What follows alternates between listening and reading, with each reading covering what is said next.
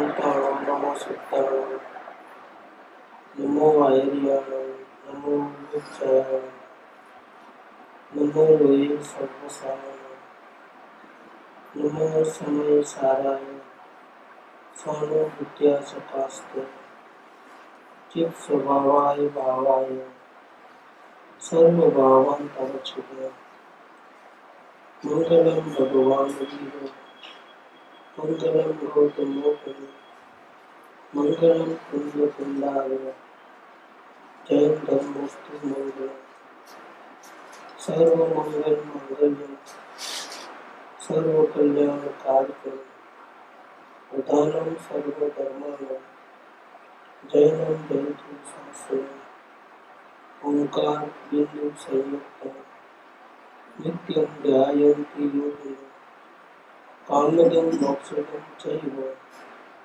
ओंकाराय नमो नमः।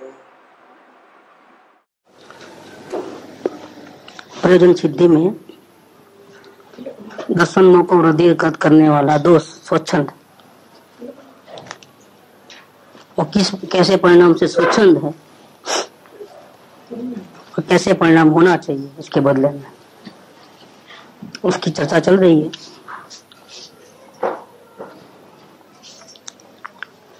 यहाँ कहते हैं कि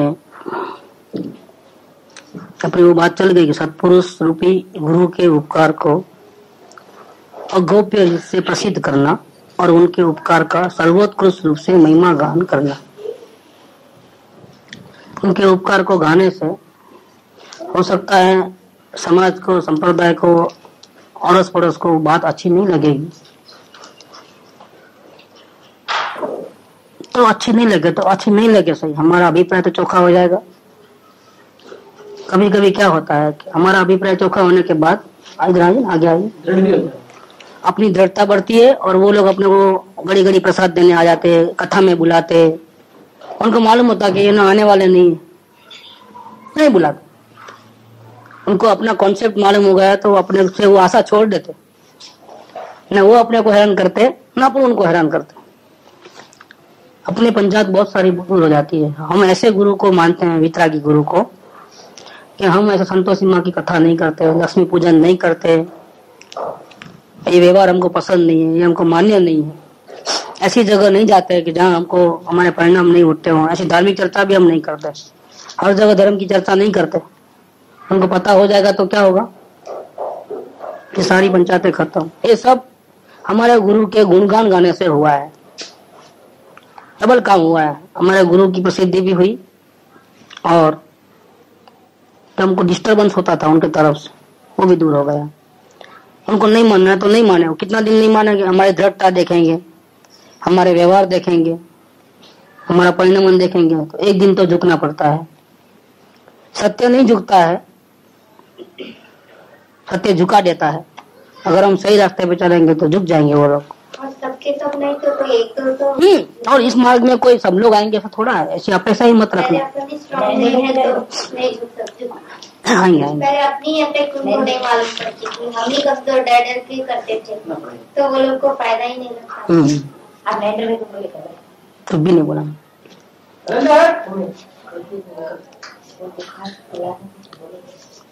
तो इसके अंदर प्रसिद्धि करने में हमारा बहुत सारा फायदा है। हमको लगता है कि हम उपाधि में फंस जाएंगे, वास्तव में आप उपाधि में से बाहर निकल जाओगे। लोगों को पता चलेगा कि हमारा यही है हिसाब किताब है, और आप पलटाना चाहो तो भी हम नहीं पलटने वाले हैं। हमने अपना मार्ग तय कर लिया है, हमने हमारा एक रास्ता, हमारा गोल चीज कर लिया है। अब आपको घड़ी घड़ी आकर के हमको डिस्टर्ब मत करो, उस गोल को बेकार का प्रयत्न मत करो। आपके एनर्जी क्यों वेस्ट करते हो? एक बार राग देश होंगे फर्स्ट टाइम, बाद में लाइन क्लियर हो जाएगी। बहुत बड़ा भवंडर से बच जाओगे। चारों ओर आग लगी है और आप बिल्कुल सेफ रहोगे, आपको कोई चू नहीं करेगा कोई भी। इतना बड़ा सेफ हो जाएगा क्योंकि हम वितरागी गुरु पे चलते हैं। देखो इसके नाम से भी दुनिया कांपती है, वितरागता के नाम से भी। वो भी जरूरी तो नहीं है, वो बात भी जरूरी तो नहीं है। फिर उदय खराब रहेगा तो क्या करोगे? किसी जी का उदय वैसा नहीं है, किसी को ताने ही सुनना हो तो क्या है? ताने सुनना तो अपने पूर्व कर्मों के उदय से है। भले कर लेगा, लेकिन दोबारा उसको उदय छोड़ेगा नहीं, दोबारा ऐसा उदय आएगा और विपरीत आएगा। उस डर के मारे उदय खराब आएगा तो अपना क्या बिगाड़ लेगा? नहीं, तब भी वो राजद्वेष करेगा क्या? राजद्वेष से एक बार कर लिया वो, लेकिन हर बार करना था, बाद में और विपरीत हुई परिस्थिति। मालूम होगा ना, आमने सामने दोनों का विकल्प मालूम होगा प्रसिद्ध करने से। उनको जमता है तो बात करेगा, नहीं जमेगा तो बात नहीं करेगा। और कोई भी प्रसंग बने तो कैसा प्रसंग बना उसका विवरण अगर दोगे तो उसमें कैसे फाइट करना और बता देंगे कि इसको इस ढंग से ले लो आप। लेकिन फाइट जनरली होती नहीं है। दुनिया को फुर्सत है इतनी, अपने रंग मार्ग में से ऊंचे आवे तब ना, कोई नहीं आता है, फीका पड़ेगा। हाँ, होना ही पड़ता है। सेक्युलर से वो अपने को जितना नहीं पड़े उससे 4 गुने अपने व्यवहार की उसको पड़ी है। हम समझते हैं हमको अकेले को गरज है, ऐसा नहीं है। पार्टी ब्याह में हर जगह सामाजिक दृष्टिकोण से, आर्थिक दृष्टिकोण से उसको हमारे से ज्यादा गरज है। वो तो मोह ही है, हमने मोह छोड़ा है। आप जो कह रहे अपने घर में फंक्शन हो गए, हाँ, तो फिक्र नहीं है। हाँ, नहीं आएगा, कोई बात नहीं, कोई बात नहीं है। देखो ये कितना दिन और उसके घर में उसको चिंता पड़ेगी, कितनी होती है। ये हम लोग कमजोर क्यों होते हैं? हमारे हम नहीं जाएंगे तो हमारे घर में कोई नहीं आएगा, और नहीं आया तो नहीं आया। हमको ऐसा ही निर्मोही होना है। हो गई बात। उसको गरज है, हमको गरज नहीं। हाँ, तो हमेशा कौन झुकता है? और वितराग के शरण में जाने से हम गरजवान नहीं रहते। ये हमारा गुरुओं का बहुत बड़ा उपकार है हमारे ऊपर। जिस गुरु का शरण लिया है हम बहादुर शेर है। अकेले जी लेंगे लेकिन शेर की तरह जिएंगे। जरूरत नहीं है हमको कोई साथ मिले किसी का। इसीलिए अपने गुरु की प्रसिद्धि को, और मान है बोल के मान बोल रहे हैं, ऐसा मस्का थोड़ी लगा रहे हैं। हाँ, बिल्कुल गलत नहीं है। तो ये प्रसिद्धि का भाव अगर रहता है हमारे को तो इसमें कई जीवों का भला, अपना भला, बहुत कुछ फायदा होता है इसके अंदर। इसीलिए इस बात को हमको नेग्लेक्ट नहीं करना है। अब आगे करते हैं। लोक आगे वाला बात, संप्रदाय अथवा परंपरा चलाने हेतु तत्व प्रचार प्रभावना के अंग रूप प्रवृत्ति करना और ऐसा अपनी समझ अनुसार करते हुए सत्पुरुष की आज्ञा की अवगणना करना। क्या होता है, इस मार्ग में हम किसी गुरु के शरण में जाते हैं, कांटेक्ट होता है, हमारी विद्वता अच्छी रहती है, ग्रास्पिंग पावर अच्छा होता है तो हम सीख लेते हैं। 5-10 साल का सत्संग करेंगे तो हम भी महापंडित बन जाते हैं। ऐसा बन सकता है। बाद में क्या होता है, गुरु रहते हुए भी या गुरु नहीं रहते हैं तब भी हम उपदेश देना शुरू कर देते हैं। हमारे पीछे कुछ लोग, हमारे आजू बाजू वाले इकट्ठे हो जाते हैं और उज्जड़ गामा एरंडो प्रधान, क्या हमारे भी एक टोला हो जाता है। फिर हम एक मंडल की स्थापना करते हैं, फलाना मंडल, और झंडा गाड़ देते हैं। अब समझो ऐसा तो अपने गुरु के रहते हुए भी हम जैसे बराबर हैं, चल रहे हैं, ऐसा रहता है। क्योंकि जो भी मंडल की स्थापना कराना गुरु के हाथ से कराते हैं। जो भी झंडा गाड़ना है तो परमिशन लेके करते। हम समझते कि वो यस बोल दिए, गुरु का हमको आशीर्वाद है। असल में गुरु ने कुछ नहीं किया, आपने मांगा है आशीर्वाद, उसने दे दिया है। इसमें कोई गुरु ने कहा आपने किया ऐसा नहीं है। कुछ आपने डिसीजन लेके गए तो गुरु ये समझते इस बहाने कुछ लोग धर्म की चर्चा करते हैं तो भले ही न करे, हमको क्या तकलीफ है।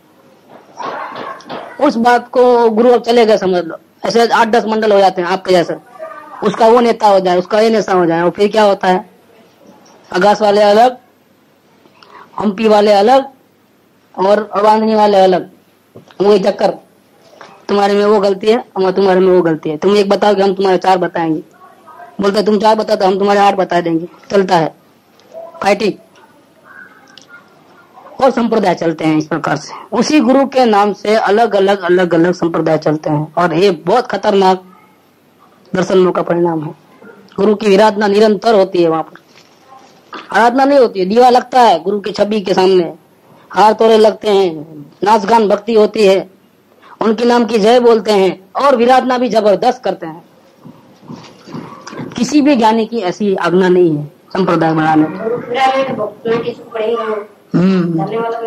करने वाले को और उसको शामिल होने वाले को, दोनों को भी। ऊपर वाले पॉइंट में उसमें बहुत बारीक फर्क है।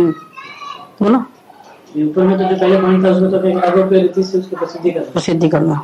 जरा सो संप्रदाय जो भी किस लिए करता है, क्योंकि अपने गुरु की प्रसिद्धि करने के लिए करता है, अपना थोड़ी करता। अपने मान को क्या रहना चाहिए? उसके अंदर तो शुरुआत में समझो अच्छी भावना रहती है, धीरे धीरे उसका रूप बदलता है और अपना एक अलग पर्सनल हो जाता है।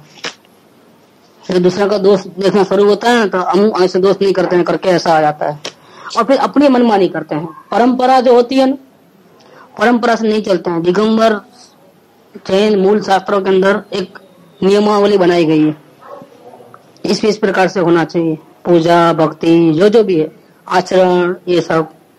लेकिन यहाँ तो हम ही गुरु बन गए ना, किसको पूछा, हम वो ले लेते हैं। अपनी समझ ऐसा है कि उस टाइम में जो लिखा है उस टाइम के लिए सत्य है।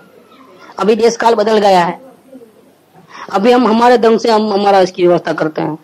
हम भी आत्मा 30 हम आत्मा कल्याण के मार्ग पे चल रहे हैं और हम वही कर रहे हैं।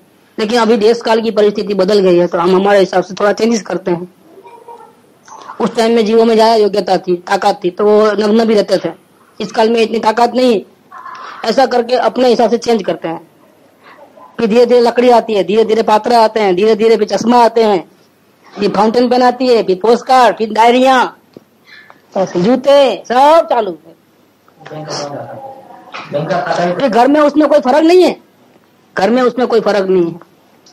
इधर एक चौका था, इधर 10 चौका, ऐसे अलग अलग। और फिर उसमें भी हमें ज्यादा कथा बढ़ा नहीं चाहते हैं, लेकिन मेरे पास बहुत मसाले हैं उसके।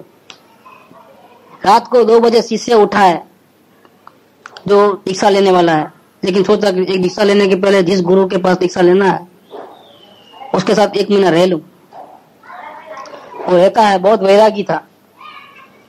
रात को एक दफे नींद उठ गई उसकी 2 बजे, और क्या देखता है वो, उसका गुरु और उसका एक शिष्य दोनों आपस में फाइटिंग कर रहे हैं।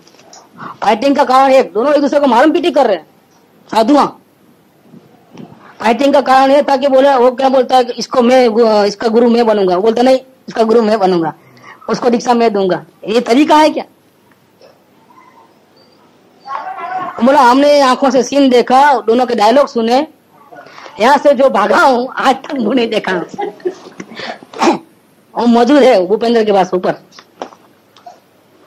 हमें दुकान में हमारे दुकान पे आता है हमेशा, हर 2 महीने को 3 महीने एक चक्कर मार के जाता है। वो भूत भाग गया। हाँ जोड़े इन लोगों से, ये यमराज अच्छा, भूत अच्छे इन लोगों से, ये अच्छे नहीं है बिल्कुल, पता चल गया। ऐसा होता है तो तत्व प्रचार करने की भावना से, और फिर भावना नहीं होती है।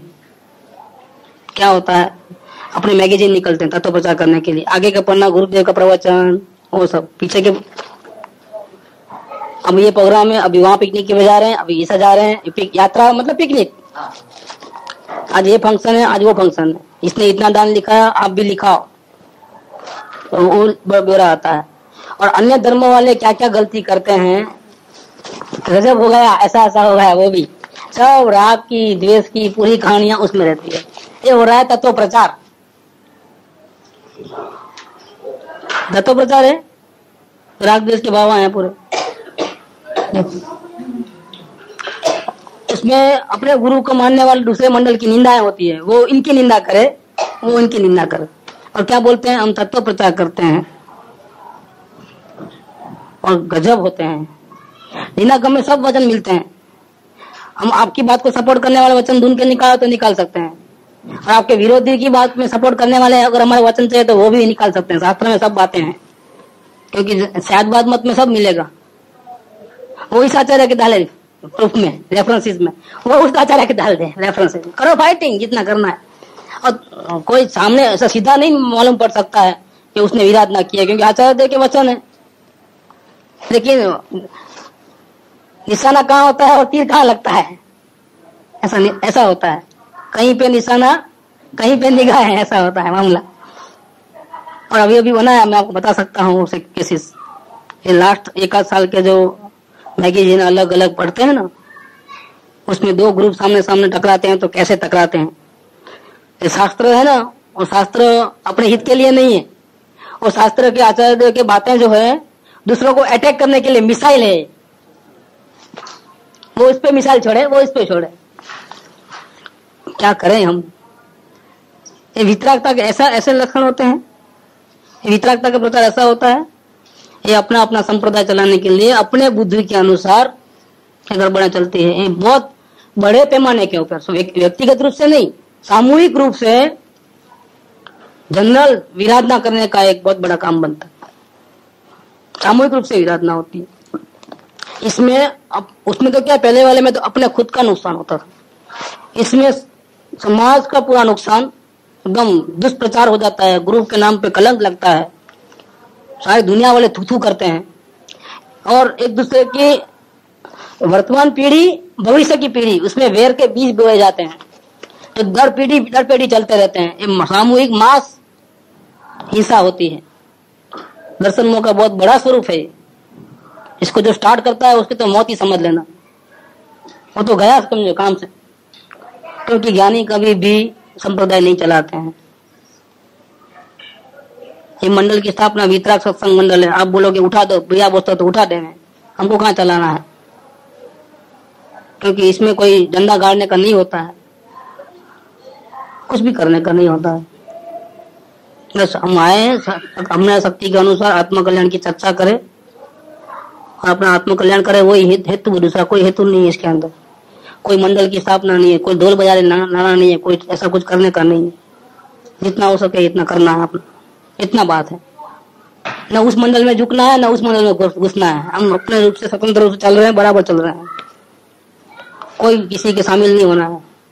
ये अपनी ताकत बढ़ती है तो वो बोलता है इधर आओ, वो बोलता है इधर आओ। अब अकेले थे तो कोई नहीं बुलाते थे, ये क्या हमारा एक ग्रुप बनता है धीरे धीरे। पहले 8 लोग आते थे, अभी कितने लोग आ रहे हैं, 25-50 लोग, अभी 30 तो हो गए आज। ऐसा करते कल के दिन 50 भी हो जाए, मान लीजिए, कुदरत का ख्याल होगा, ऐसा मंजूर हो तो। अब ये संख्या होता है तो संख्या की वैल्यू है, एक की वैल्यू नहीं है उसमें। एक तो पहले भी था। अब अपना मंडल को बड़ा शोभा बढ़ाने के लिए क्या करते हैं, खींचन तानी, नहीं अरे आप आइए, उसको मान सम्मान सब झूठा है।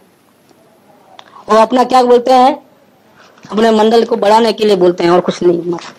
इज्जत कहाँ, काय की इज्जत है, संख्या की इज्जत है। तत्व नहीं चाहिए किसी को। वो सावधान, हमको कोई संप्रदाय नहीं चलाना है, हमको किसी टोली में नहीं फंसना है, हमको कोई मोह माया में नहीं फंसना है। गुरुओं ने संप्रदाय का नाम भी नहीं लिया है कभी भी। कृपालुदेव की बात ले तो बोलते हैं संप्रदाय की जो वर्तमान में जो हालत है और महावीर के नाम से जो चल रहा है भवंडरा, उसकी बात करते हुए भी और बात सुनते हुए भी इतना दर्द होता है कि जैसा कि हमको मौत ही आई हो, यमराज आ गए हो। इतना भयंकर दुख लगता है हमारा। हूँ कोई गच्छमा नहीं, हूँ कोई मतमा नहीं, हूँ आत्मा में छूं। ये खरेखर वितराग का मार्ग ऐसा होता है। कोई वाड़ाबंदी नहीं होती है, स्वतंत्र रूप से रहता है बिल्कुल। कोई क्रियाकांड का आग्रह नहीं, कोई व्रत नियम का आग्रह नहीं, कोई बंधन नहीं किसी प्रकार के। एक ही बात चलती है, आत्म कल्याण करना है, चाहे किसी भी कीमत पे हो, करना है। दूसरी कोई बात नहीं है, ये बात होती है। तो किसी भी ज्ञानियों ने संप्रदाय की स्थापना नहीं की है। जिन्होंने संप्रदाय की स्थापना की है वो सब अज्ञानी थे, बहुत बड़े विराधक थे, ऐसा समझना है हमारे को। हम आगे लेते हैं, क्या करना चाहिए फिर कि लोक दृष्टि से दूर रह करके, लोगों की जो व्यवहारिक दृष्टि है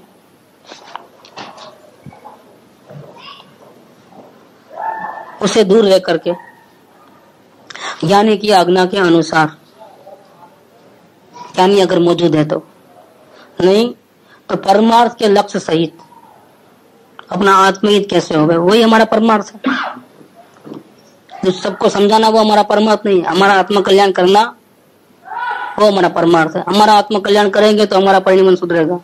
हमारा परिणमन सुधरेगा तो जो 1000 बात कहने से प्रभावना नहीं होगी, वो हमारे आचरण से बिना बोले हो जाएगी। वही सच्चा परमार्थ है। हम नहीं बोले, हमारे काम बोले, हमारा आचरण जवाब दे देवे, उससे बहुत प्रभावना होती है वास्तव में। तो ऐसे हम वितराग हो जाए, ऐसे हम संभाव में रहे कि घर हो चाहे बाहर हो, हमारी सुगंध चारों ओर फैले। और वितरागी गुरु के शरण में रहने से ऐसा ही होता है, क्योंकि इस काल में, इस क्षेत्र में सच्चे देवगुरु शास्त्र जो वितरागी हैं, उनकी आज्ञा पे चलने वाले जीव कितने, बहुत गिने चुने। बाकी सब राग द्वेष रंग राग में फंसे हुए जीव हैं। इन सबके बीच में अगर हम वितराग के मार्ग पे चले तो फौरन दिखाई दे देगा लोगों को। और चढ़ती बढ़ती के समय में, अनुकूल प्रतिकूल संयोगों में जब वो लोग ऊंचे नीचे होते हैं, ऐसे समय में वही प्रसंग हमारे ऊपर बनता है तो हम संभाव में रहते हैं और हमारी शांति देखते हैं, लोग आश्चर्य में पड़ जाते हैं, क्या बात है, ये क्या बात है। फिर हमारा जो रोज का रोजिंदा कार्यक्रम रहता है, सत्संग के बिना चलता नहीं, ज्ञान के बिना चलता नहीं। इस काल में ऐसा होता है, आश्चर्य हो जाएगा लोगों को। बिजनेस भी करते हो, घर गृहस्थी भी निभाते हो, सब कुछ करते हो, 2-2 टाइम सत्संग रोज। हम समझते रहे इतवार को एक दिन करते होंगे, रोज होता है। आंखें 4 ऐसी होती है, ये क्या बताता है? परिणमन दिखाता है हमारा। इससे सुगंध फैलती है, कुछ लोग और आते हैं, धीरे धीरे धीरे धीरे करते हैं, परिणमन देख के आते हैं। कोई अपना बड़ी बड़ी बातें तो उनके पास भी है, उनके पास भी शास्त्रों के भंडार है, परिणमन नहीं है। और वैल्यू किसकी है आजकल? ज्ञान की वैल्यू नहीं है, आचरण की वैल्यू है। लोग आचरण देखने वाले हैं। जैसे प्रसंग में वो लोग कांप जाते हैं, ऊंचे नीचे हो जाते हैं, राग द्वेष कर लेते हैं, वैसे प्रसंग हमारे ऊपर आते हैं तो हम संभाव में रहते हैं। तो कितनी बड़ी ताकत है वो, बहुत बड़ी ताकत है। ये हमारे गुरुओं की कृपा है, जो भी है। ये हमारा गुरु का नाम हम आचरण से रोशन करते हैं, सिर्फ बातों से नहीं, सिर्फ जय नहीं बुलाते हैं। हम ऐसे आचरण करते हैं कि हमारे गुरु का नाम तो अपने आप रोशन होता है, सारी दुनिया में फैलते रहता है। तो ज्ञानी पुरुष की आज्ञा के अनुसार अथवा परमार्थ के लक्ष्य सहित धर्म की प्रभावना और तत्व प्रचार के कार्य करना, ये हम इस प्रकार से करें। आचरण से ज्ञानी की आज्ञा के अनुसार रह करके जितनी हमारे में ताकत होवे इतने वितरागी धर्म की प्रभावना करें। और उसके जो ओरिजिनल सिद्धांत जो हमने पहले पढ़े थे, सुने थे, बाद में आचरण किया था और प्रैक्टिस करके जिस प्रकार से हमने पाया है सत्य को, वही बात हम सबको कहें। दुनिया में दुखी आदमी आपको कदम कदम पे मिलेंगे, उसको करुणा से, प्यार से, मधुर भाषा में उसके हित की बात करें तो कैसा लगता है उसको? कैसा लगता है? अरे हमारा भी कोई कथा सुनने वाला है। कोई किसी की दुख की कथा सुनने को राजी नहीं है आज। एक वितरागी गुरु है और उनके सच्चे शिष्य हैं, वो किसी की कथा सुनते हैं। भैया तुमको क्या प्रॉब्लम है बोलो, उसकी बात ध्यान से सुनते हैं और वैराग्य का उपदेश देते हैं। दिल को ठंडक कितनी पहुंचती है। आप उनका दुख तो दूर नहीं कर सकते हो, लेकिन उसके दुख दर्द की कहानी सुनो तो उसका आधा दोस्त तो वहीं, तकलीफ तो वहीं दूर हो जाए। और फिर आपने जो आपके गुरु ने जो आपको बताया है वो थोड़ा बहुत आप उनको समझ दो तो कितना वो कसाय डाउन हो जाता है, कितनी आकुलता कम होती है। ऐसी प्रभावना होती है। प्रभावना का एक स्वरूप है और एक एक आदमी 10-10 लोगों को खींच के ला सकता है इस प्रकार से, अपने परिणमन करके। जब तक अपने में परिणमन नहीं है तब तक कोई इतना उलझन में पड़ना नहीं है, लेकिन परिणमन करते हुए और साथ साथ में इनटू ब्रैकेट निज हित की अप्रगटता की खटक सहित। अभी हमारा हित पूरा हुआ नहीं है, इसका हमारा को खेद रहते हुए हम इस प्रकार की धर्म प्रभावना करते हैं, तो इसमें हमारा दर्शन मुख कमजोर होता है। सभी लोग सुखी हो जाओ, हमको जो मार्ग मिला है वो मार्ग सारी दुनिया को मिले, सारी दुनिया सुखी हो जाए, ऐसी भावना हमारे को रहे तो कोई बुरा नहीं है। इसमें हमारा बहुत बड़ा शोषण मिट जाता है। 14 नंबर, ग्रंथ संबंधी व्याख्यान, लेखन की कुशलता, अपनी महत्ता प्रदर्शन की इच्छा रहना कि वो इस प्रकार से लेख लिखूं मैं जबरदस्त, ये दुनिया हिल जाए धर्म के बारे में। आज तक लोगों ने लिखा है लेकिन वो एकदम सरल भाषा में इतना वर्तमान के दृष्टांत दे करके मिला करके मिर्ची मसाला, और ऐसा लिखूं कि लोग मेस्मराइज हो जाए एकदम। और इसमें फ्रंट में वो चले, उसका फोटो आवे या बैक में आवे, इन्होंने इतनी इतनी किताबें लिखी हैं, इतने उनके लाखों की किताबें छपी है, बिक्री हुई है, ऐसा हुआ है, MA PhD फलाना रत्न, धिका रत्न, वो रत्न, सब लिस्ट आता है उसका फोटो के साथ। वो फॉरेन जाते हैं, वो भी लिखना पड़ता है कि फॉरेन भी जाते हैं। लेखन की और व्याख्यान देने की शैलियां है, कुशलता है जबरदस्त। उसके अपने जो शिवोपम है, हमारा ज्ञानावरणी कर्म का शिवोपम है, याद शक्ति, तर्क शक्ति, व्याख्यान की कला, लेखन की कला, वो हम किस मार्ग में लगाते हैं? आत्म कल्याण में नहीं लगा के कहाँ लगाते हैं? अपनी महत्ता और अपनी प्रसिद्धि। वो भी महत्ता एक्चुअल में तो गुरु को आभारी है, क्योंकि गुरु ने आपको रास्ता दिखाया तभी आप में वो गुण प्रकट हुआ, नहीं तो ये उल्टे मार्ग पे चले जाने वाले थे बुद्धि। ये वितरागी गुरुओं का बहुत बड़ा उपकार है कि उन्होंने एक लाइन दी आपको, लेकिन वो लाइन भी आपने आत्म कल्याण के बदले कैसे खर्च कर दी? अपनी महत्ता को प्रसिद्धि करने के लिए।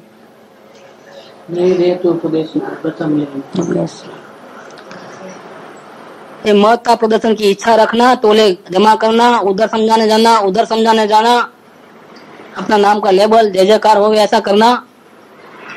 आचार्य द्वारा प्रणीत उच्च कोटि के आध्यात्मिक न्याय बतलाते हुए कोई आचार्य देव के समय साल में कोई गाथा पढ़े और ऐसा बोले ऐसा पढ़ते पढ़ते हमारे कोई याद शक्ति ज्यादा है, समझ शक्ति ज्यादा है, तो इसमें से कोई ऐसा न्याय निकाले कि लोगों को मालूम भी नहीं हो, अरे ऐसा न्याय निकलता है, और लोग तालियां बजाए जोर जोर से, और वो बोले देखे ऐसा कोई न्याय निकाल सकता है तो बताइए। कभी कभी क्या होता है कि ऐसा बोलने से तकलीफ हो जाती है लोगों को, इसलिए क्या करते हैं वो लोग अपनी मंडली तैयार करते हैं, अपनी मंडली तैयार करते हैं। अपने को मानने वाले कुछ लोग 8-10 लोग, कोई इधर बैठा है, कोई उधर बैठा है, कोई इधर बैठा है, इसका विरोध नहीं चलता है। वो अपनी बड़ाई नहीं करे, उसके ऐसे शब्द है तो वो धनाधन तालियां बजाए, सारी दुनिया तालियां बजाए। देर कितनी लगे टोला इकट्ठा करने में? लोग तो आधे पागल होते हैं, उसको पागलों को कितने में कितनी देर? दुनिया झुकती है, झुकाने वाले चाहिए। अल्लाह अपनी भी एक मंडली हो गई, इधर शिविर लगाओ, उधर लगाओ, दिन धड़ाका धूम मचा दो पूरे हिंदुस्तान में। उसमें हम आगे रहते हैं, गुरु पीछे रहते हैं हमारे। फलाना फलाना फलाना आ रहा है, बहुत पहले लग जाता है, बैनर लग जाते हैं, और पूरे व्याख्यान में गुरु के उपकार की कोई एक शब्द लिटी भी नहीं होती है। ऐसा बनता है, वो क्या है? दर्शनों को बढ़ाने वाला स्वच्छंद है, जबरदस्त। पानी नहीं मांगेगा, ये बुद्धि, ये शोभसम, ये प्रसिद्धि, ये इस भाव का साथी है, ताकि वो भी खत्म हो जाएगा मामला, फिनिश। मन नहीं मिलेगा सोचने के लिए, इतना मन का दुरुपयोग किया है। अरे जो मन में गुरु की महिमा का चिंतन न हो, जिस हृदय में गुरु विराजमान न हो, और इतना आध्यात्मिक न्याय निकाल करके पंडिता मन करके घूमते हैं, तत्व प्रचार करते हैं, ऐसे तत्व प्रचार में और ऐसे आध्यात्मिक भाषणों में क्या दम है? और कुछ दम नहीं है। अपनी बात चर्चा चली थी ना, क्योंकि अपना गुरु की तो कोई बात ही नहीं आती, सबकी ठेकड़ी हो जाना वही होता है, कोई वैल्यू नहीं है इसके ऊपर। तो ग्रंथ संबंधी व्याख्यान लेखन की कुशलता, अपनी महत्ता प्रदर्शन की इच्छा रखना, आचार्य द्वारा प्रणीत उच्च कोटि के आध्यात्मिक न्याय बतलाते हुए अपनी महत्ता और प्रदर्शन का हेतु मुख्य रहना, और जबरदस्त स्वच्छंद है। क्या होना चाहिए? शास्त्र वांचन या लेखन करते हो, शास्त्रों के न्याय सरल भाषा में लिखते हो, उस वक्त ऐसी प्रवृत्ति में आपकी कितनी भी मास्टरी हो, निपुणता हो, फिर भी उन प्रवृत्तियों में गुरु का उपकार, देखो आई बात, महापुरुष के उपकार को प्रदर्शित करना कि हमने ये जो कुछ भी हासिल किया है, ये हमारे महान वितरागी गुरुओं का उपदेश, उनकी कृपा, उनकी आशीर्वाद सेवा। अगर वो हमको नहीं मिले होते तो हमारा ये कुछ भी काम का नहीं। इनवॉल्व साथ में रहना चाहिए हर वक्त। आध्यात्मिक न्याय समझाते हुए जो आत्मलक्ष्य रहा हो, उसी स्वलक्षी भाव से विनम्रता से उनका निरूपण करना चाहिए। उसमें वितरागता की महिमा, अपनी महिमा नहीं, वितरागता की महिमा बढ़नी चाहिए, मूल मार्ग की महिमा बढ़नी चाहिए, ये सब होना चाहिए।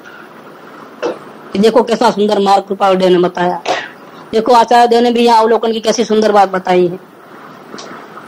ऐसा गुरुओं का वितराग मार्ग का बहुमान करते करते एकदम देह का भान छूट जाए, ऐसा इतनी रोमांचक भक्ति हो गए, लोगों को श्रद्धा आने में बहुत बड़ा काम होता है इसमें। सही में ये मार्ग बहुत सुंदर है, ऐसा लगे। अपनी बड़ाई करने में तो मालूम पड़ जाता है लोगों को। अभी आजकल लोग पढ़े लिखे होते हैं, इतने बुद्धुआ नहीं है, कौन सी बात पे वो अपनी बड़ाई करता है वो फौरन पकड़ लेते हैं बातचीत में, तो लोगों का विश्वास टूटता है वहां पर। इसके बदले अगर गुरु की महिमा को आगे रखे तो हम हमारे में भी विनम्रता, वो हमारे को भी सभा मान लेता है, और मार्ग की भी सुंदरता बनी रहती है। और इसमें सत्संग नहीं बनता है, सबसे बड़े दोस्त से हम बचे रहते हैं। ये बात इधर लिया है। आगे की बात, सत्शास्त्र का अभिनय करना, सत्श्रवण की उपेक्षा होना, जिससे सत्श्रवण में अनियमितता होना, ये श्रोता के लिए है। जो सत्संग में आते हैं, जो सुनने के लिए, उनके लिए ये बात है। अगर हम श्रोता की भूमिका में हैं तो शास्त्रों का अभिनय करें, जहाँ आए वहां रख देवे, ठीक ढंग से नहीं रखे, नीचे रख देवे, ये सब बहुत सी बातें।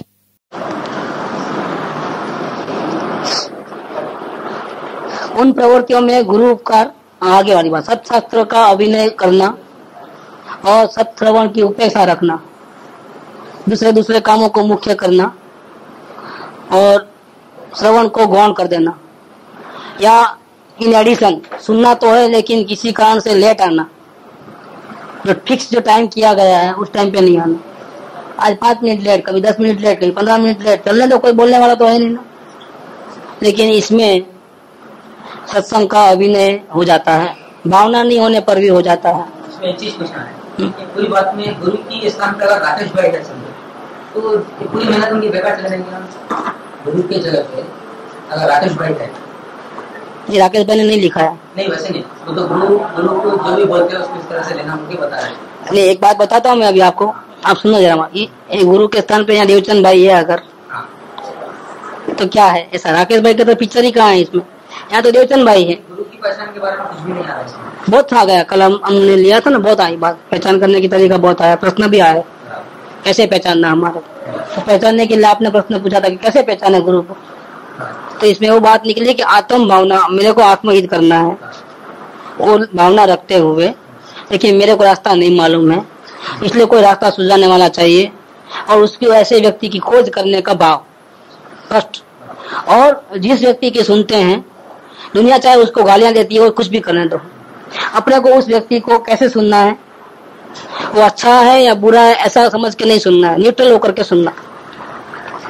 और कि जितना हो सके इतना आत्म शांति के बारे में कैसे करना, वो प्रश्न करना, और वो सही जवाब दे पाया और अपने आत्मा को सुहाता है तो मानना कि ठीक है, तो उसका संग करना। अगर अपनी आत्मा ही असंतोष में रहती है उसमें, तो दूर चले जाना। ऐसा करते करे ढूंढना, तो जिसकी ऐसी तरीका होता है, ऐसे गुण होते हैं, उसका उपादान जागृत होने से उसको सद्गुरु मिल जाते हैं। तो बहुत देर तक अंतरा में नहीं रहता है, क्योंकि भावना जागृत हो गई ना, 6-8 महीने में उसका लाइन बराबर पटरी पे आ जाता है। भावना होती है तो आता है। ये क्या हमारी आत्म भावना नहीं होती है? एक बात, हम गुरु की खोज नहीं करते हैं। दूसरी बात, और जब कोई मिलता है तो हम पहले से उसके बारे में अच्छा बुरा अभिप्राय बना लेते हैं। ये 3 बातों के कारण से हम उसके परिचय में, कांटेक्ट में नहीं आते हैं, अंगत परिचय में। इसीलिए क्या होता है कि हम समझ नहीं पाते हैं कि वो सही है कि गलत है। बाकी हम अच्छी तरह समझ सकते हैं।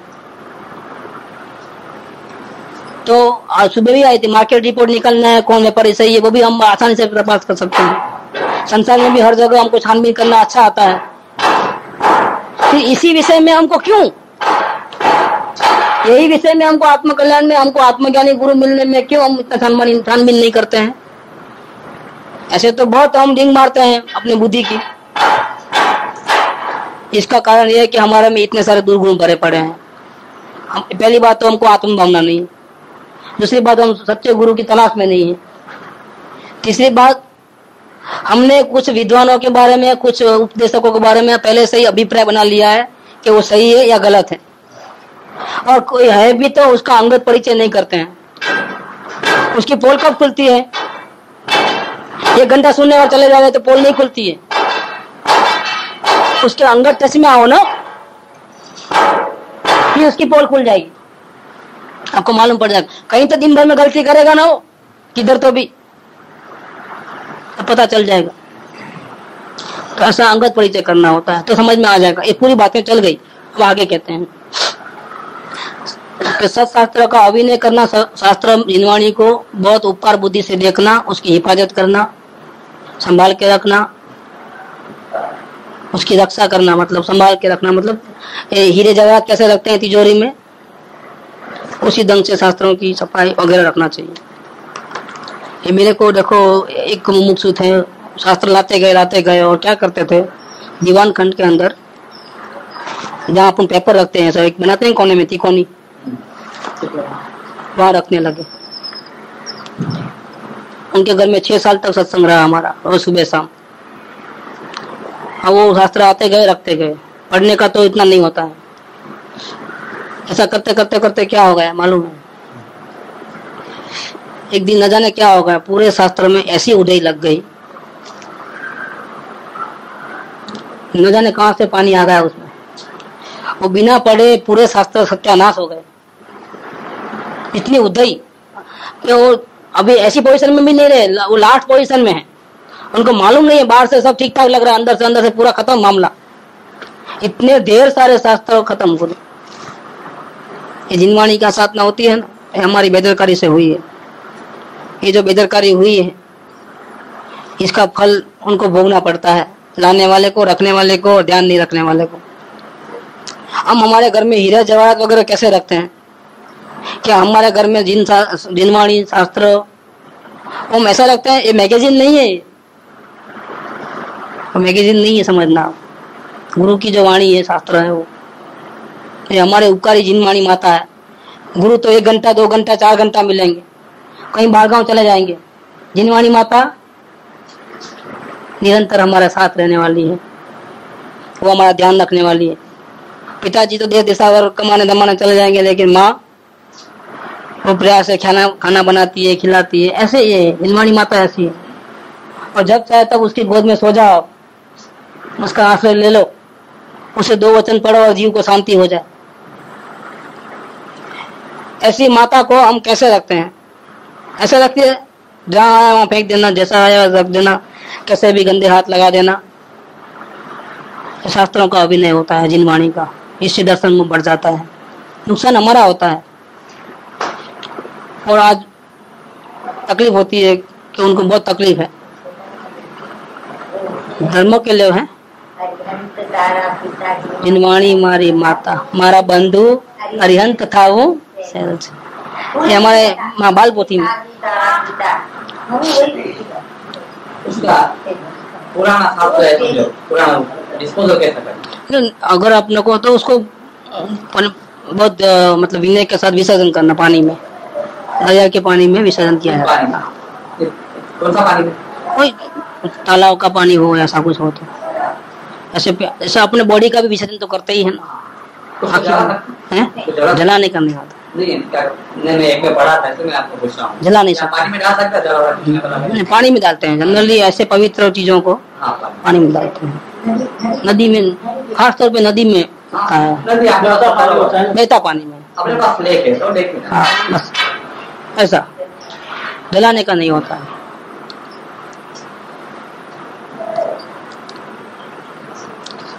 सत्शास्त्र का अभिनय करना, सत्य श्रवण की उपेक्षा करना, और सत्य श्रवण में रेगुलर नहीं होना। कभी 5 मिनट लेट, कभी 10 मिनट लेट, ऐसा। कभी आए तो 15 मिनट जल्दी आ जाए तो भी गड़बड़। उसका हिसाब किताब। रेगुलर का मतलब क्या? रेगुलर का मतलब रेगुलर, ये परेशानी है। हम पहले से जल्दी आ जाएंगे तो ही परेशानी है, ऐसा भी नहीं। नेता है और हर काम में होता है। देखो बच्चों को हम भेजते हैं स्कूल में, बोलो जल्दी भेजते हैं कि टाइम पे भेजते हैं? ये भी एक रेगुलरिटी रहनी चाहिए ना, श्रोता के लिए बहुत जरूरी है। इसके अंदर सम्यक ज्ञान का निमित्त समझते हुए तो क्या होना चाहिए, ऐसा नहीं होना तो क्या होना चाहिए? सम्यक ज्ञान को, जिनवाणी माँ को, ज्ञानियों के वचनों को निमित्त समझना है। किसका निमित्त? अगर हमारे को आत्म कल्याण का भावना है और हम उसको अध्ययन करते हैं तो वो हमको रास्ता सुझाने में निमित्त है। सम्यक ज्ञान, सत्शास्त्र, गुरुओं के उपदेश, गुरुदेव के प्रवचन की टेप, वीडियो कैसेट, ये जो कुछ भी है वो हमारे को आत्म कल्याण करना है तो उसमें वो निमित्त है। उसको निमित्त समझते हुए शास्त्र का विनय करना, जिनवाणी का विनय करना, बहुमान करना, स्वाध्याय में नियमित रहना, इस श्रोता के लिए है। कभी आए ये टाइम में, कभी वो टाइम में, ऐसा नहीं करना। आगे बढ़ते हैं। शास्त्र जी के विषय प्रतिपादन को छोड़कर विषयांतर प्रवर्तन पद्धति सो वक्ता का शास्त्र के प्रति अभिनय है। बोलने वाला जो है एक चैप्टर नक्की करता है कि द्रव्यान योग पे बोलना है कि चरणान योग पे बोलना है कि कैसा बोलना है। फिर वो चैप्टर कोई उसी ढंग से लेवे। अगर द्रव्यान योग की भाषा गाथा लेकर के चरणान योग को लेने जाएगा कितना बड़ा प्रॉब्लम हो जाएगा। तो जो सामने गाथा है वो द्रव्यान योग की है, जिन शास्त्र है द्रव्यान योग का है, उसमें आत्मा की मुख्यता से कथन है, और वो बातें करते करते वो चरणान योग क्रियाकांड में चले जाएगा, उसको मुख्यता दे देगा। यहाँ आचार्य देव ने वो गाथा लिखी है गायक की महिमा समझाने के लिए, और वो समझा लाइन 2 लाइन पढ़े, बोले गायक की महिमा बाद में, पहले गुरु की महिमा करो, गुरु को नहीं समझो तो गायक को क्या समझोगे। ऐसा करके गुरु भक्ति सत्संग वो ये चालू कर देवे। बात सही है कि गुरु को पहचाने बिना किसी को आत्मज्ञान नहीं होता है। तो फिर आप पहले से वो विषय ले ना चरणानुयोग का, फिर आप क्यों द्रव्यानुयोग का विषय लिए। बात आत्मा की महिमा की चलती है, तब आप गुरु को तो बीच में लाना ही पड़ेगा, गुरु की भक्ति करना पड़ेगा, वो आप नहीं कर सकते। गुरु को बाहर रखो, गेट आउट बोलो उस वक्त। जिस समय आत्मा की महिमा चलती है वहां 100% आत्मा की महिमा, साक्षात तीर्थंकर की महिमा उस वक्त नहीं करना, साक्षात तीर्थंकर की ये देखने की बात। अगर नहीं तो शास्त्र में जो उन्होंने जो आचार्य देव ने जो लिखा है, जो हेतु है उनका, वो मारा जाता है, तो उनका अभिनय हो गया। उनका आशय एक है और आप दूसरा आशय समझा देते हो, गड़बड़ हो जाएगी बहुत बड़े। ये श्रोता वक्ता के लिए बहुत बड़ा इंपॉर्टेंट है। सामने श्रोता में तो कभी कभी क्या होता है, कुछ तूफानी लोग होते हैं, वो टेढ़े चलते हैं, विषय एक होता है उसको क्रॉस करने के लिए दूसरा क्वेश्चन कर लेते हैं, ऐसा क्वेश्चन कर लेते हैं। तो या तो उनको जवाब शॉर्ट में देना, या तो बोलना हम बाद में चर्चा कर लेंगे इसके बारे में, या फिर ऐसा बोलना कि इस विषय में मुझे नहीं आता है, बाद में मेरे को अभ्यास करना पड़ेगा, ऐसा कुछ जैसा वो अपने को दिल में हो वैसा, जैसे पोजीशन हो, लेकिन विषय को चेंज नहीं करना। उठने वाला का तो हो सकता है, क्रॉस भी करता है, जानबूझ के भी करता है, सामने वाले की परीक्षा लेने के लिए भी करता है, हाँ ऐसा भी होता है। लेकिन फिर भी विषय के हटके है तो बात जवाब नहीं देना चाहिए, या देना है तो एक लाइन में देकर के अपनी मूल बात पे और चालू रखना चाहिए। ये क्या एक स्टोरी चलती है, समझ लो, एक स्टोरी के अंदर फिर दूसरी रामायण की स्टोरी में चलो महाभारत की बात करें तो क्या होता है, ऐसा नहीं होना चाहिए। सबका एक अलग अलग सब्जेक्ट, अलग अलग थीम स्टोरी होती है। रामायण में दुर्योधन आता नहीं, वो रावण होता है वहाँ, और यहाँ दुर्योधन की बात करें तो कहाँ से जमेगा, वो मैचिंग कहाँ से करोगे 2 लाइन की। इसीलिए वो बात को नहीं लेना चाहिए। इसमें अभिनय होता है, वो दर्शन में बढ़ता है, स्वच्छंद होगा, मनमानी करते हो। जैसा गुरु ने वो गाथा में आशय वो नहीं, वो आप नहीं पढ़ते हो, उस आशय को हाईलाइट नहीं करते हो, आप अपनी मनमानी से दूसरा पॉइंट को लेकर के उस पर चर्चा कर लेते हो। ये अभिनय है, अपराध है बहुत बड़ा। तो क्या करना चाहिए, शास्त्र विषय से हटकर विषयांतर न हो ऐसी जागृति रखना चाहिए। ये वक्ता के लिए। हम आगे, सर्वज्ञ वितराग देव की प्रतिमा में विकृति करना अथवा उनकी स्थापना का विरोध करना या निषेध करना महान अपराध है। ओरिजिनल मूर्ति जमीन में से निकली है, वो पूर्ण निगंबर, बाद में अपने मत मतांतर की स्थापना करने के लिए उसको आंख लगाओ, वो क्या बोलते हैं उसको, बोलते हैं ना कुछ चिन्ह लगाओ, कमरबंधा लगाओ, आभूषण पहनाओ, मुगट पहनाओ, बहुत बड़ा विरोध है। वो भगवान का ऐसा स्वरूप नहीं है, पूर्ण निर्दोष पूर्ण वितराग भगवान का स्वरूप है। ये सब गड़बड़ है। या फिर हम इस गुरु वाले हैं, ऐसे हमारा मत भले कांजी स्वामी को मानता है, लेकिन हम जयपुर वाले हैं और हम सोनगढ़ वाले हैं। जयपुर वाले पंच कल्याण कराते हैं, भले वितरागी प्रतिमा कराते हैं, लेकिन हम तो सोनगढ़ वाले, हम तो उनके दुश्मन है ना, उनकी प्रतिष्ठा में नहीं जाना।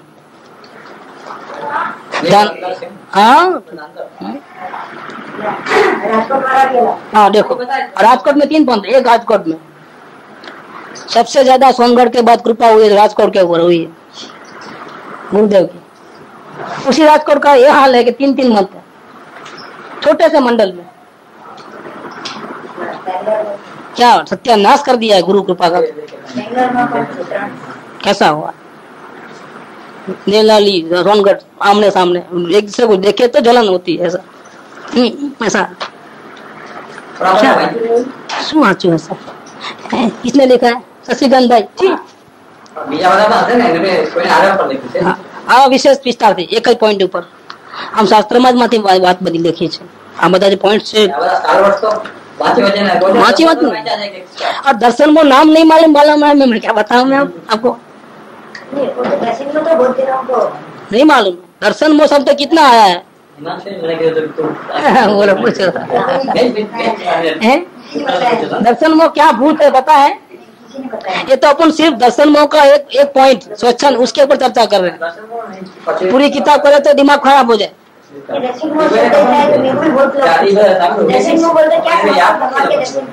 भगवान से मोह नहीं करना, काय का मोह नहीं करना, ऐसा बोले दर्शन बोलते दर्शन करना, जैसा वस्तु का स्वरूप है वैसा देखना वो सम्यक दर्शन है।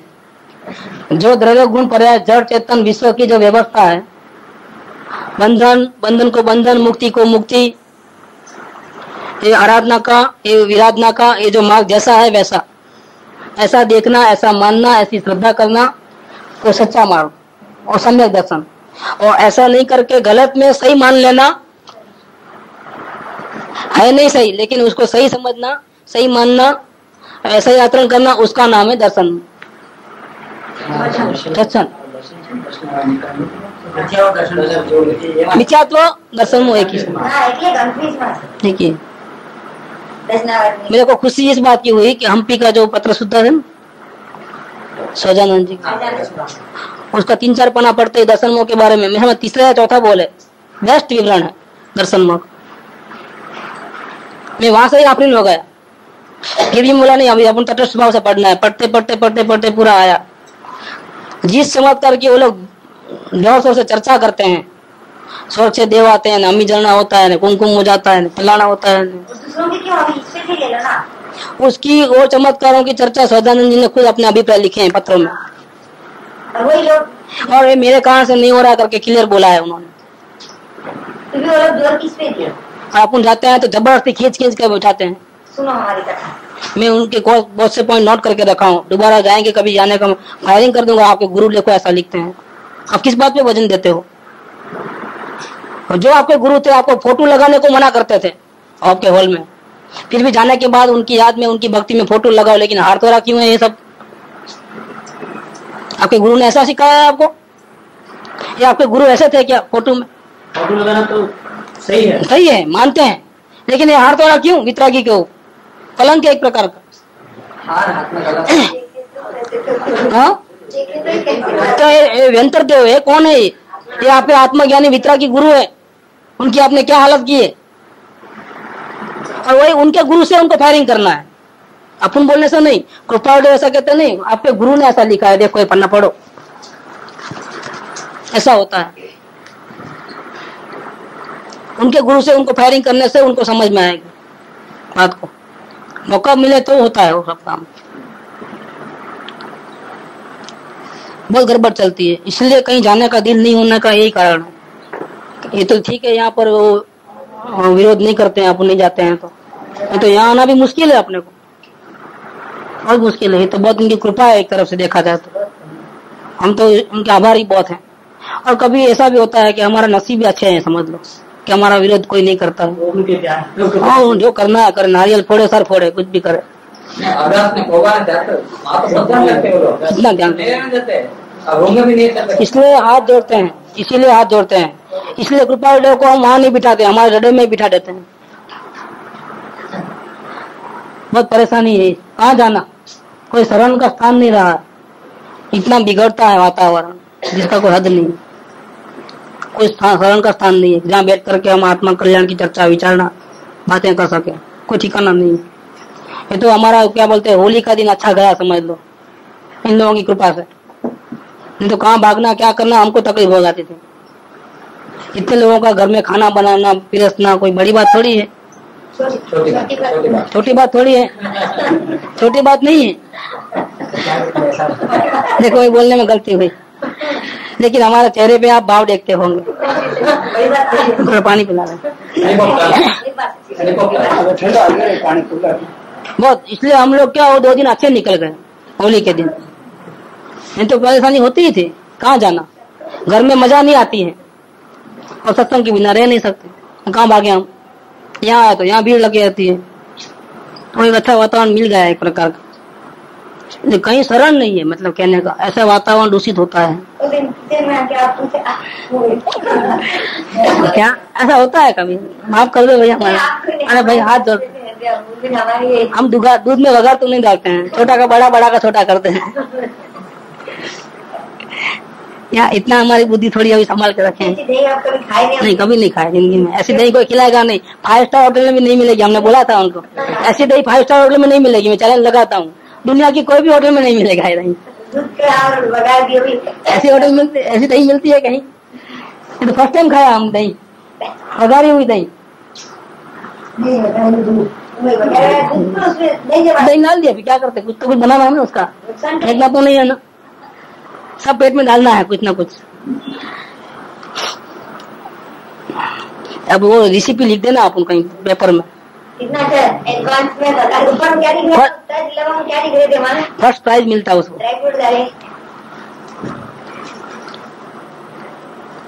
तो ये सर्वज्ञ वितराग देव की प्रतिमा में विकृति करना अथवा उनकी स्थापना का विरोध करना कि नहीं वो सोनगढ़ वाले हैं तो हम नहीं शामिल होंगे, भले वो वितराग की प्रतिमा है, पर जयपुर वाले कर रहे हैं हम नहीं आएंगे। देखो इसलिए क्या होता है मालूम है? अब हालत कैसी हुई है मैं देख रहा हूँ 2-4 साल से कि सोनगढ़ के ग्रुप के लोग अगर किधर पंचकल्याण करना है तो उनको अपने मान्यता वाले लोगों को जबरदस्ती बुलाना पड़ता है कि आप नहीं आओगे तो वहाँ कोई नहीं मिलेगा, भीड़ नहीं होगी। और जयपुर वाले का भी ये हाल है, क्योंकि एक दूसरे को उसमें जानना बंद हो गया है, अछूत हो गए एक दूसरे के लिए करीब करीब। जयपुर वाले हमको नहीं, देवलाली वाले हमको नहीं जाना है, तो क्या होगा? देवलाली को मानने वाले लोग जाएंगे तो कितने होंगे? तो उनको सबको हाथ जोड़ के बसों का अरेंजमेंट करना पड़ता है। जाने का खर्चा, अब ये जाने का खर्चा फ्री है, अभी सोनगढ़ तक लेके जाने का फ्री है। क्यों? संख्या नहीं होगी, नहीं तो इतना खींचना पड़ता है हमारे उस ग्रुप में जो लीडर होते हैं या जो वेल कैपेसिटी वाले हो, तो उनको ऐसा दान देना पड़ता है।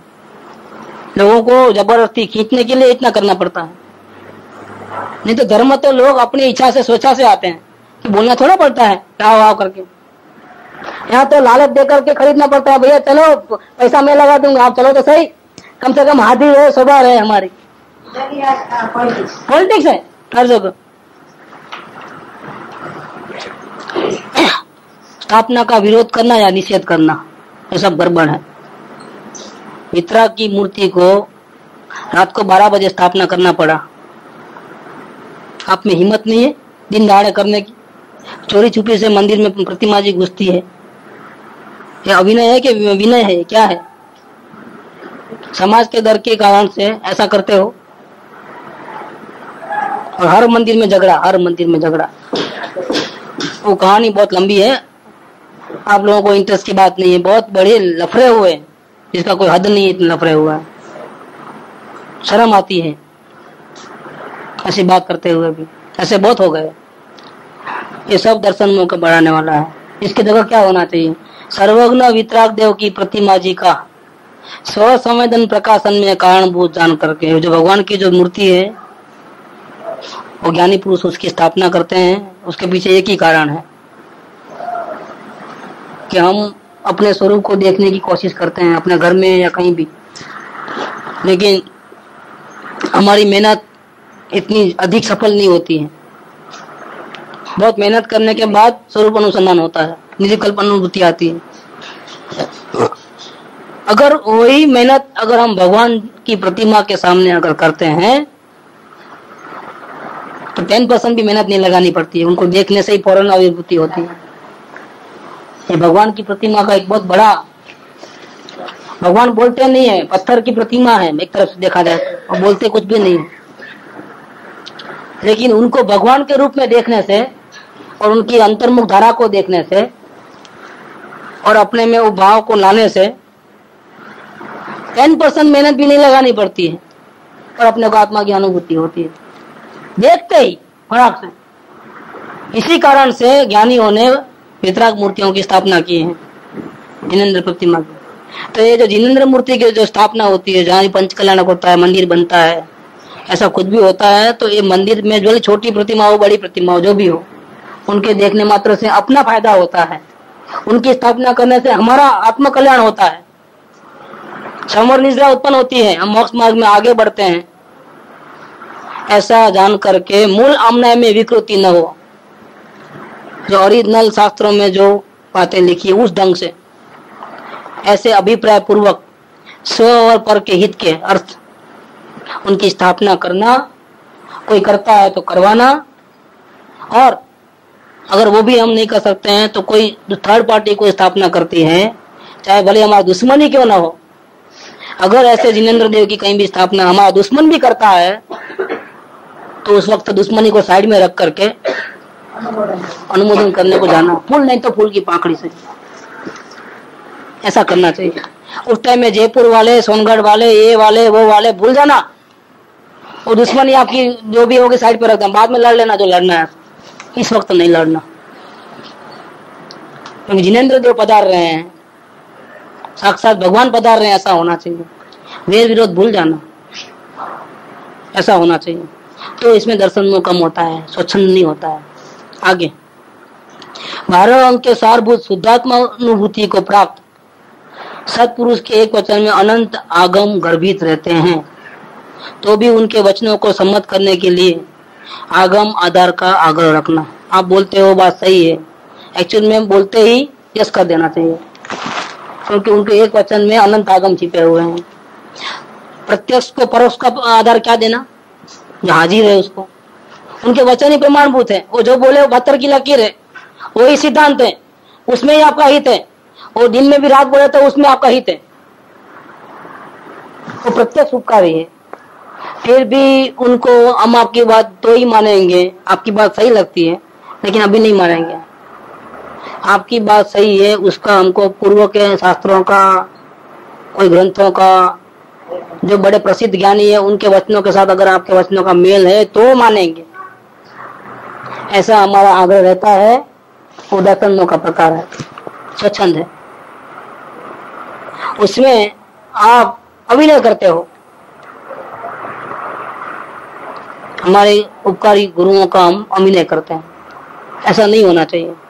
शास्त्र मान नहीं, वो मान अपनी जगह है, लेकिन प्रत्यक्ष गुरु तो अनंत तीर्थंकर से भी बढ़ के है। अनंत तीर्थंकर से ही बढ़ के प्रत्यक्ष गुरु को समझना है, तो उसको प्रमाण मांगने की जरूरत नहीं होती है।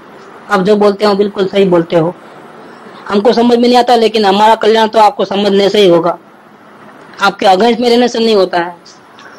समझ में नहीं आया तो भी आप जो बोलते हो सही बोलते हो, हमारी कहीं समझने में योग्यता में कमी है, ऐसा लेना चाहिए। ये बात होनी चाहिए। क्या होना चाहिए, ज्ञानी के प्रत्येक वचन में अनंत नयों की संधि होती है, ऐसा विश्वास करके उसके अर्थ गांभीर्य को सम्मिलित करना। हमारी समझ में नहीं आता है, लेकिन वो किसी एंगल से बोले होंगे, किसी एंगल से वो बात हमारे हित की होगी, हमको समझ में नहीं आता है तो हमारी योग्यता में कमी है। लेकिन उन्होंने जो बोल रहे हैं उसके लिए कोई अन्य प्रमाण की, आधार की, रेफरेंसेस की हमको कोई जरूरत नहीं है, इतना विश्वास रखना है। 19 नंबर, श्रीमद जी ने आत्मसिद्धि में गाया है कि प्रत्येक सदगुरु सम नहीं, अपन जो बोले वही बात आ गई। परोक्ष जिन उपकार एवो लक्ष्य थया बिना उगे न आत्मविचार। उक्त पद के अनुसार प्रत्येक सत्पुरुष का उपकार अर्थात भक्ति न होने से गुणस्थान आदि का नाप को मुख्य करके, ये चौथे गुणस्थान वाले हैं, हमको तो पूर्ण वितराग चाहिए, ऐसा माप निकाला है, या नग्न दिगंबर मुनिराज चाहिए, या त्यागी तपस्वी चाहिए तो हम बात मानेंगे, या फिर धोती जबा पहनना चाहिए, टोपी पहनना चाहिए तो मानेंगे, नहीं लेना ऐसा। गुणस्थान आदि का नाप को मुख्य करके भक्ति में कमी रखना, इसकी जगह अगर धोती कुर्ता पहनते हैं तो ज्यादा भक्ति करना, और कपड़े मतलब लंगोटी पहनते तो ज्यादा, और बिल्कुल नहीं नग्न दिगंबर हो तो ज्यादा भक्ति, और भगवान होवे तो और ज्यादा भक्ति। ये जो मापतोल होता है, ऐसा कर करके जो हालत विद्यमान है उसमें भक्ति में कमी हो जाए, अथवा अभक्ति होना, या उनका दुर्लक्ष होना, उनका विनय नहीं करना जितना चाहिए उतना, अथवा अन्य परोक्ष ज्ञानी, अरे गुरुदेव क्या थे, कृपाल देव क्या थे, उनको छोड़ के इनकी महिमा करना, वो महान थे। भाई महान थे, कहाँ मना है, लेकिन वर्तमान में प्रत्यक्ष है वो प्रत्यक्ष है, उसकी कंपैरिजन में कोई नहीं आ सकता है। इतने टाइम से उनकी भक्ति करते थे, क्या वो आए आपका दोष बताने के लिए, निकालने के लिए? महान भले ही थे, उस टाइम में बहुत महान थे, उस काल के वो महावीर थे। आज के महावीर नहीं है वो, आज के महावीर कोई दूसरे हैं।